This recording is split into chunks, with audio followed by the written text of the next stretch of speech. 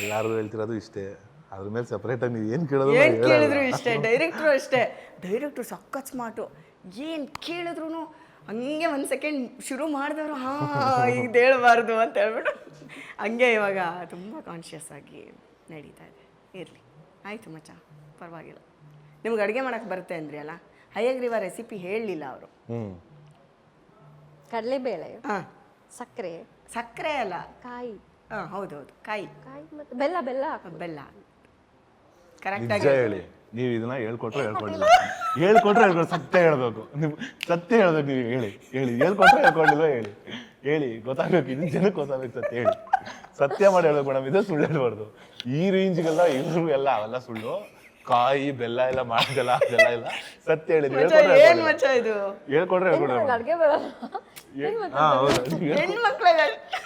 ನೀವು ಹೇಳ್ಕೊಟ್ರೆ ಹೇಳ್ಕೊಂಡಿಲ್ಲ ಅಷ್ಟೇ ಹೇಳಿ. ಊನ ಹಯಗ್ರೀವ ಸ್ವೀಟ್ ಅದೆಲ್ಲ ಮೇಡಮ್ ಅದು ಕೇಳಿ. ಹೇಳ್ಕೊಟ್ರೆ ಹೇಳ್ಕೊಂಡಿಲ್ಲ. ಅದು ಏನ್ ಗೊತ್ತಾ ಧನ್ವೀರವ್ರೆ, ಇದು ಇರ್ಲಿ ಮೇಡಮ್. ನೀವು ಕೇಳಿ ನೀವೇ ತರ ಹೇಳ್ಕೊಟ್ಟಿದ್ದು ಬೆಲ್ಲ ಹಾಕಿ ಅಂತ ಹೇಳಿ, ಇಲ್ಲ ಕಾಯಿ ಹಾಕಿ ಅಂತ ಹೇಳಿ. ಇದು ದಸರಾನಲ್ಲಿ ಇದು ಸ್ವೀಟ್ ಪ್ರಸಾದ ಅಂತ ತಗ್ಲಾಕೊಂಡು ತಗಳಾಕೊಂಡು ಚೆನ್ನಾಗಿ ಗೊತ್ತಾಯ್ತು ಜನಕ್ಕೆ. ಇಲ್ಲ ಅವ್ರಿಗೆ ಗೊತ್ತು. ಸುಮ್ಮನೆ ಪ್ರಾಮಿಸಸ್ ಎಲ್ಲ ಮಾಡಬಾರ್ದು ಅಂತ. ಆಯ್ತಾಯ್ತು, ಭಗವಂತ ನೋಡ್ಕೊಳಪ್ಪ. ಇರ್ಲಿ ಮಚ್ಚ, ಏನು ಅವ್ರು ಏನ್ ಅನ್ಕೊಂಡ್ರು ನಮ್ಮಿಬ್ರಲ್ಲ. ನಾವು ಗೊತ್ತಾಯ್ತು, ಸತ್ಯ ನಮಗೆ ಯಾವತ್ತೋ ಗೊತ್ತಿತ್ತು. ಪಾಪ ಜನಕ್ಕೆ ಇವತ್ತು ಗೊತ್ತಾಯ್ತು. ಏನಿಲ್ಲ, ನಾನು ಏನು ಹೇಳ್ಕೊಟ್ಟಿಲ್ಲ ಅವ್ರಿಗೆ ಪಾಪ.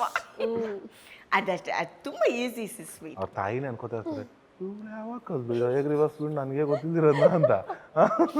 ಪಕ್ಕ ಅವಾಗ ಹೇಳ್ತೀವಿ ಹೋಗಿ, ಅಮ್ಮ ಅವ್ರು ಹೇಳ್ಕೊಟ್ರು ಮಾಜಿಗೆ ಹೇಳ್ದೆ ಅಂತ. ಇಲ್ಲ ಏನು ಹೇಳ್ಕೊಟ್ರು ಅವ್ರಿಗೆ ಗೊತ್ತಿರುತ್ತೆ. ತುಂಬಾ ಸಿಂಪಲ್ ಸ್ವೀಟ್ ಅಲ್ಲ ಇದು, ಹಾಗಾಗಿ ಗೊತ್ತಿದೆ. ಇದರಲ್ಲೇ ಎಷ್ಟು ಚೆನ್ನಾಗಿ ಅರ್ಥ ಆಯ್ತು ನೋಡಿ. ನಿಮ್ಮನ್ನೂ ಪಟ ಇಟ್ಕೊಂಡು ಎಲ್ಲ ಕ್ವಶನ್ ಕೇಳ್ಕೊಂಡ್ಬಿಟ್ಟವ್ರು ಏನು ಕೇಳ್ತೀರಾ ಅಂತ. ಇಲ್ಲ, ನಾವಿಬ್ರು ಸಿಕ್ಕೇ ಇಲ್ಲ. ಅವಳೇ ನೋಡ್ದೆ ಮಾತಾಡ್ತಾ ಇದ್ದೀನಿ. ಅದನ್ನೇನ್ ಮಾತಾಡಿದ್ದು ಅಂದ್ರೆ ಬನ್ನಿ ಕುತ್ಕೊಳ್ಳಿ ಲೇಟ್ ಆಯ್ತು ಅಂತ ಕರೆದೆ.